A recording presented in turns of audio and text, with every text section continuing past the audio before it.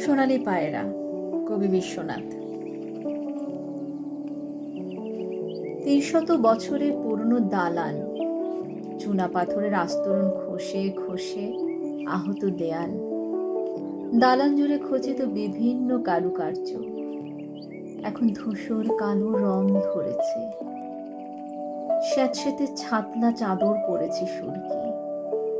১১০ বছর বয়সের ফণিবাবু যেমন স্বর্গে যায় যায় অবস্থা, ঠিক তেমনি দালানটি বর্তমান।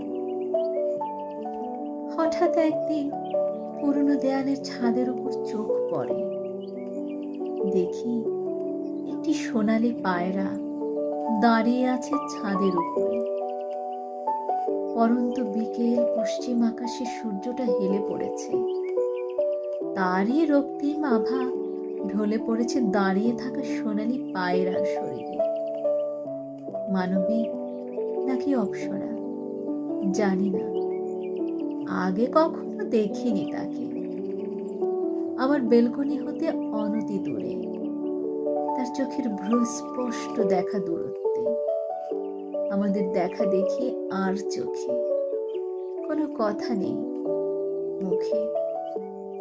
অবুঝ মনে রচিত হয় অজস্র পাণ্ডুলিপি।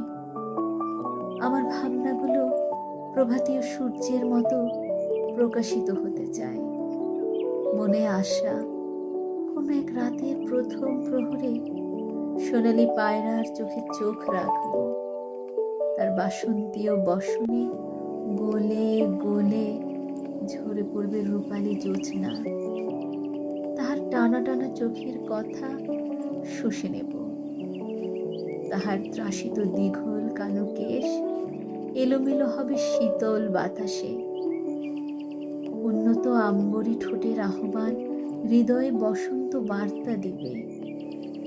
হয়তো কোনো বিনিদ্রা রজনীতে আমার ভাবনাগুলো